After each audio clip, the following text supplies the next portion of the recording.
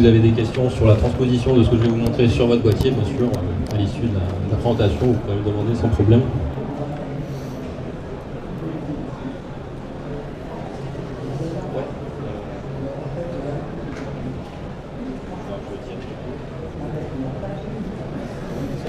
Ok, bon ben on va y aller. Alors donc les axes de travail sur lesquels je me place pour rendre le boîtier plus fluide, c'est notamment tout ce qui est ergonomie des molettes de commande, comment personnaliser.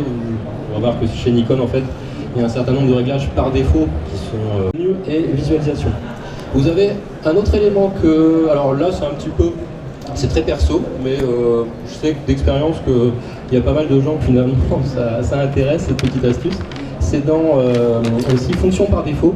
En fait, vous savez que chez Nikon, bon, il y a deux molettes sur les boîtiers Expert et Pro, molette avant, molette arrière.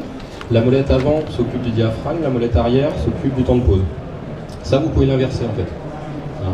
C'est rendre finalement. Moi, je sais que je suis plus souvent en priorité ouverture, ce qui est le cas de beaucoup, souvent, de photographes. Et cette possibilité de régler l'ouverture plutôt avec la molette arrière qu'avec la molette avant, c'est un petit peu plus ergonomique. Donc ça pareil, ça existe, c'est proposé par Nikon, mais c'est franchement bien caché. Donc c'est ici, fonction par défaut, réglage de l'exposition, rôle des molettes inversées. Si on ne le sait pas, on le fait pas par hasard. Et donc, une fois qu'on a fait ça, on va pouvoir régler, là je suis en priorité ouverture par exemple, si je tourne la molette arrière, je vais pouvoir changer ma valeur d'ouverture et non plus la molette avant. C'est du pinaillage, mais sur le terrain, ce qui est du pinaillage ergonomique devient souvent très important, très intéressant. Voilà, dernière chose que je règle au niveau des aspects ergonomiques, c'est ce qui est juste en dessous, commande lâcher plus molette en F6, qui consiste en fait à pouvoir faire ces réglages. Alors on va l'activer, on va voir ce que ça donne. Vous allez pouvoir faire vos réglages, alors par exemple de sensibilité, ISO, non plus comme on y est habitué chez Nikon en maintenant enfoncer la touche et en tournant la molette en même temps. Ici, j'appuie sur la touche, je peux la relâcher, je fais mon réglage tranquillement. D'accord ?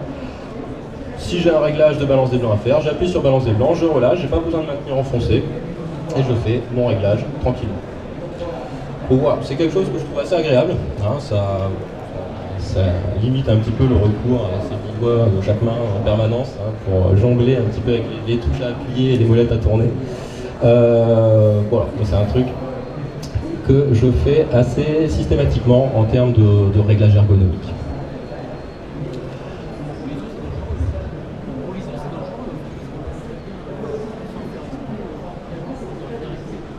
Alors, la remarque c'est, ça peut être dangereux.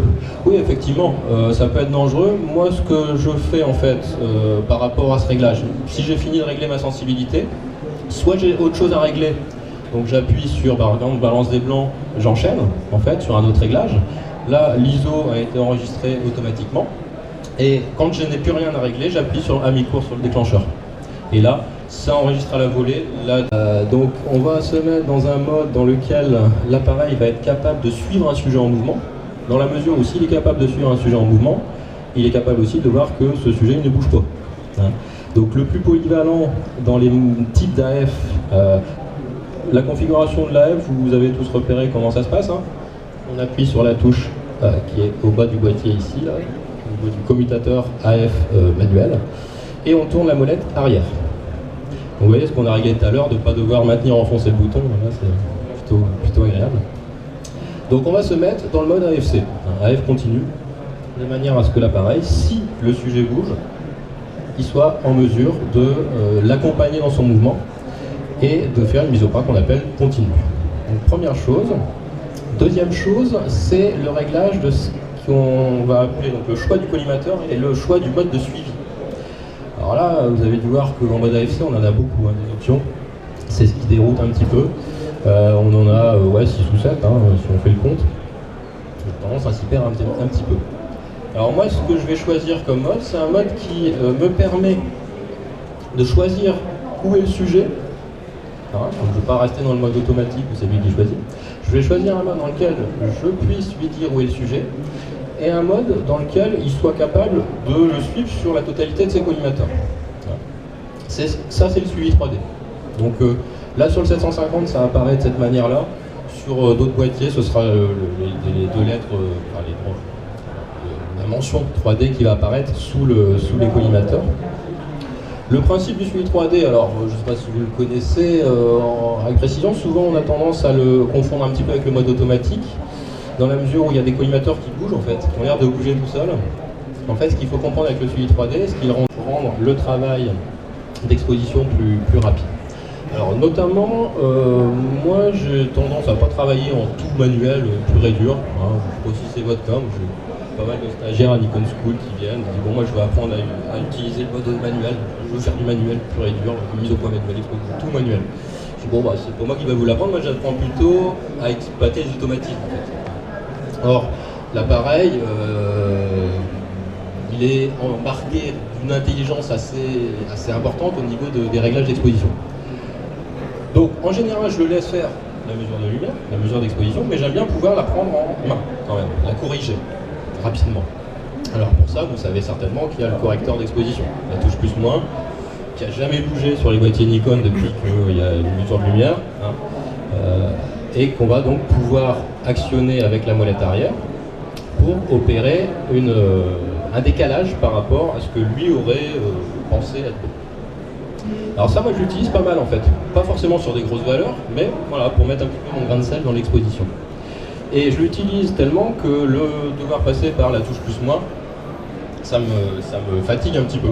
Et je vais lui demander du coup de pouvoir y accéder directement à la correction sans avoir à passer par la commande plus-moins. Alors attention, là, qu'on soit bien clair, si vous êtes un gros adepte comme moi de le correcteur d'exposition, c'est une astuce qui va peut-être vous intéresser. Si vous découvrez là le correcteur d'exposition, n'activez pas ce que je vais vous dire là, parce que sinon vous allez avoir des catastrophes en chaîne au niveau de vos images. Voilà. Donc l'idée en fait, qui va se trouver dans mesure exposition, c'est ici dans correction d'exposition, d'activer la correction d'exposition. Elle était déjà activée en fait avant, sauf qu'avant elle était activée, mais il fallait passer par la touche de correction pour lui dire attention, je veux faire une correction.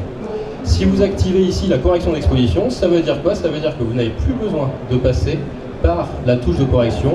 Vous pouvez directement tourner la molette pour opérer cette correction. Vous voyez là, sur le diagramme d'exposition, plus-moins, j'opère directement sans... Alors il n'y a pas de trucage, je ne fais que tourner la molette avant, en l'occurrence, pour faire une correction.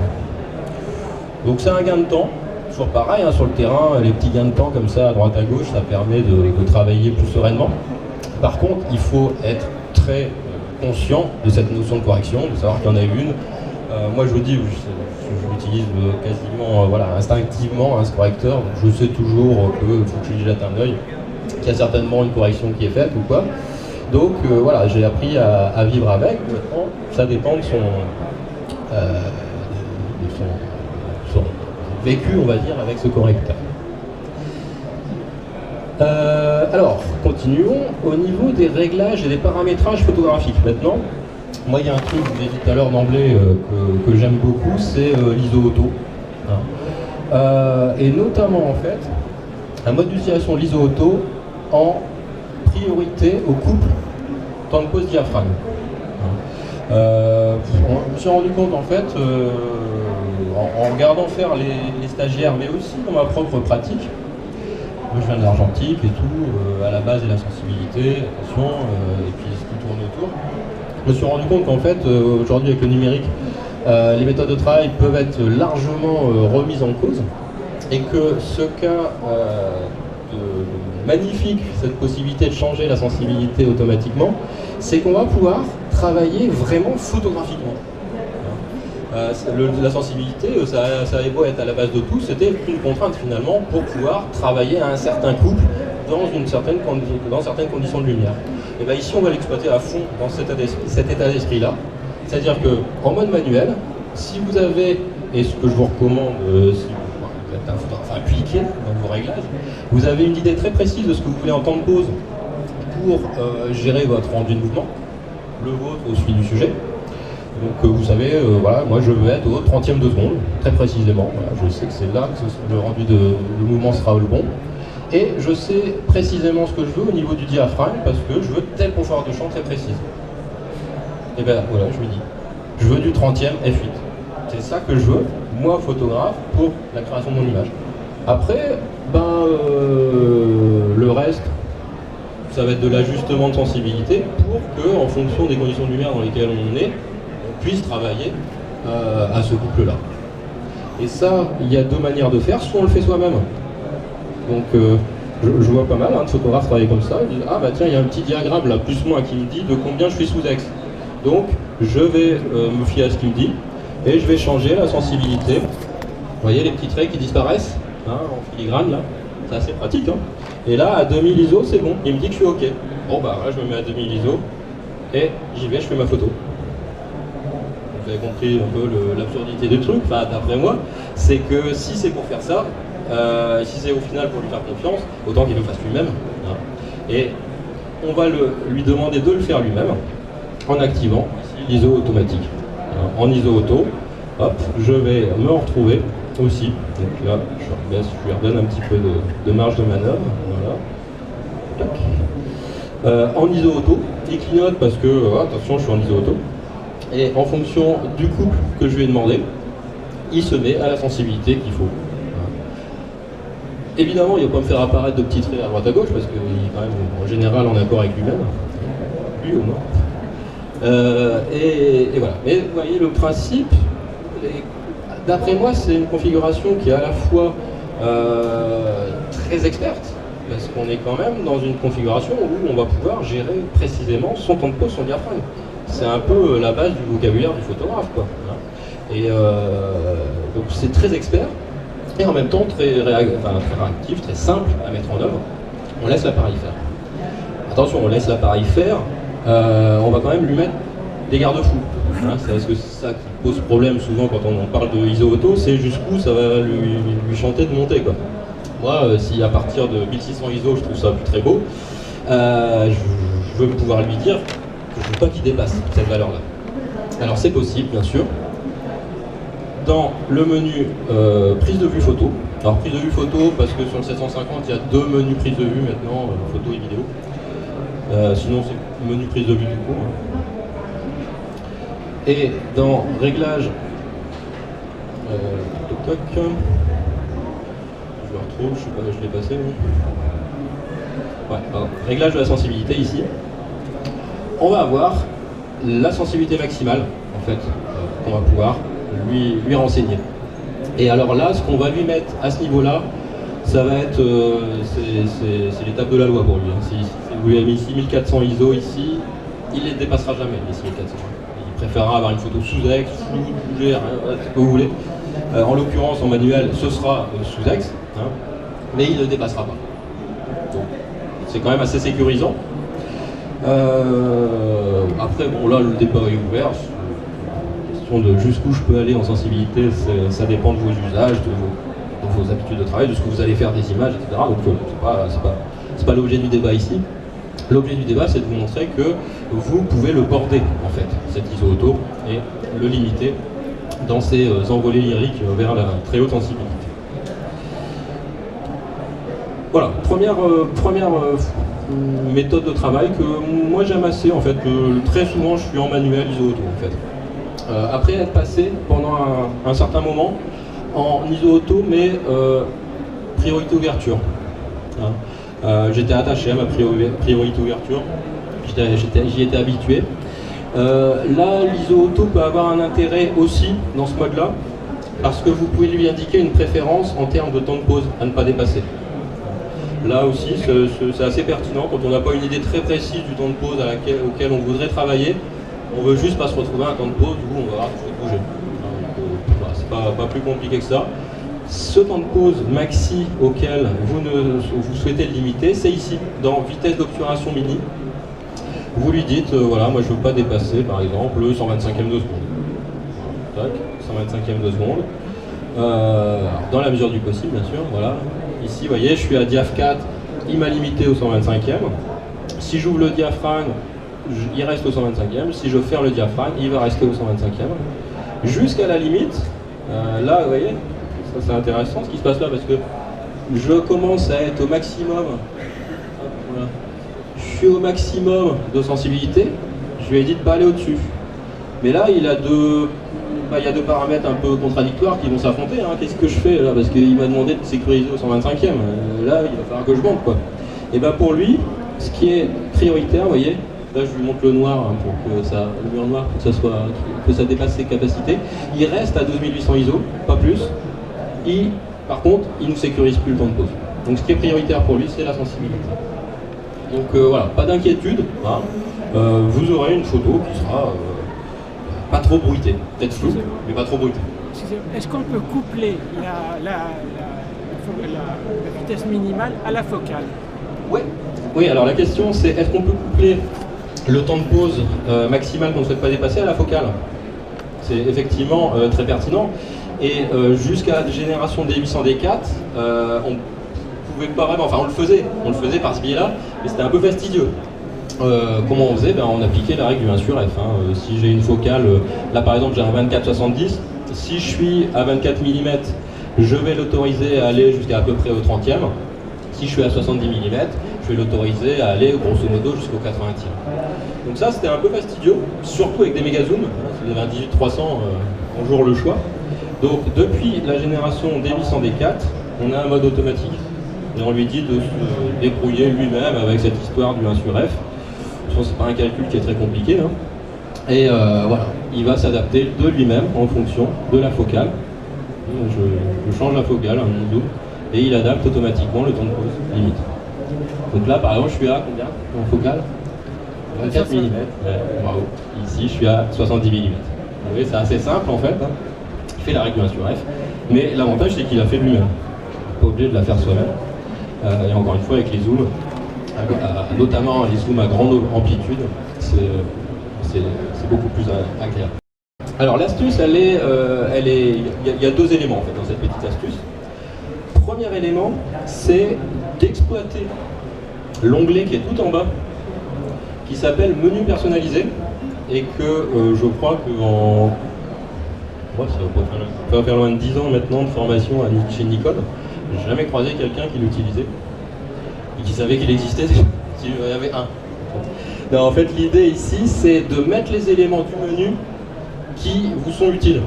Hein, ça paraît bête à dire, mais vous allez voir que au fur et à mesure de votre manipulation du boîtier, il y a des éléments que vous exploitez beaucoup et d'autres pas du tout. Moi, il y a des choses que j'ai jamais changées sur les boîtiers Nikon. Normal, c'est comme ça, ça ne me concernait pas. Donc ici, en fait, vous allez créer votre propre menu avec les 3-4 éléments dont vous avez besoin. Vous n'aurez plus besoin de vous souvenir où est-ce qu'il se trouve, vous allez y accéder beaucoup plus rapidement. Donc moi, je vais commencer par mettre mon mode contrôleur ici. Ça ira beaucoup plus vite, j'aurai pas besoin de faire toute l'arborescence. Je sais que je le trouverai à tout moment à cet endroit-là. Donc comment ça se passe? Je vais sur ajouter des éléments, réglage perso. Alors là, oui, quand on se crée son menu, il faut quand même se souvenir un peu où est-ce que se trouvent les éléments. Ah, voilà, mode contrôleur. Toc. Donc maintenant, à tout moment, je suis en train de faire du flash à distance là. Je vais sur l'onglet qui est tout en bas et je vais chercher le mode contrôleur. Je crée des raccourcis hein, en fait. Vous aurez compris que le mode contrôleur c'est un exemple. Vous pouvez mettre ce que vous voulez, absolument ce que vous voulez du menu dans cet onglet. Donc c'est déjà pas mal comme début. Maintenant, il y a encore plus simple, c'est demander à l'appareil à ce que quand on appuie sur une touche, il nous fasse apparaître automatiquement le mode contrôleur et l'interface du mode contrôleur. Tout autre élément du menu qui vous intéresserait mieux. Ça c'est possible, alors on peut le faire sur plusieurs touches.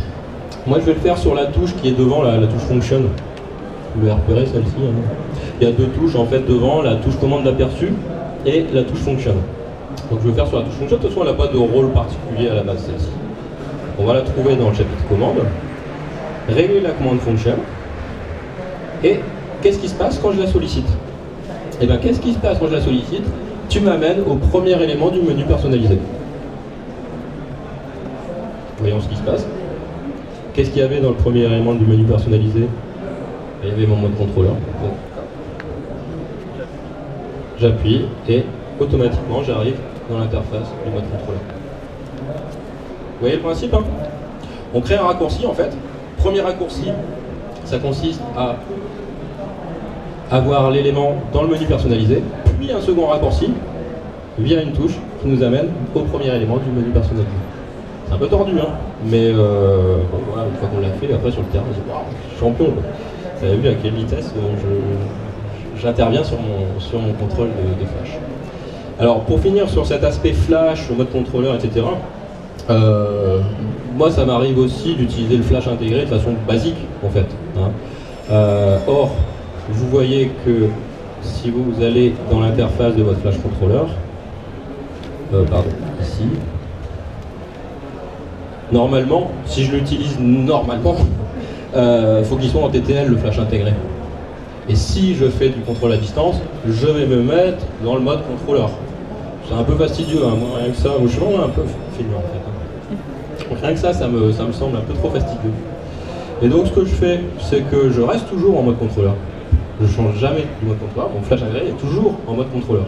Seulement, je lui dis ou pas qu'il y a un groupe A ou B. Là vous voyez, groupe A, groupe B, c'est deux petits traits. Hein. Donc pour lui, il est en mode contrôleur, mais on lui demande de contrôler personne. Donc il va se contrôler lui-même, parce que lui, il est en TTL.